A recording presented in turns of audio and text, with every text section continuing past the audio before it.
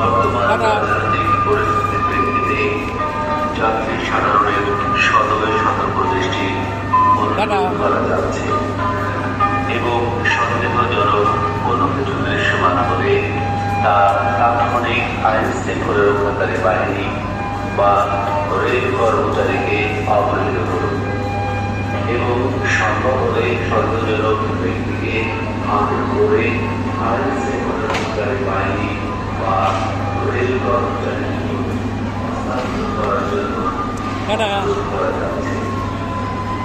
একান্ত প্রয়োজন জাতি রেখে কোচের দরজা জানলা বন্ধ রাখা। নিরাপদ ট্রেন চলাচলে আপনার সহযোগিতা আমাদের একান্ত কাম্য।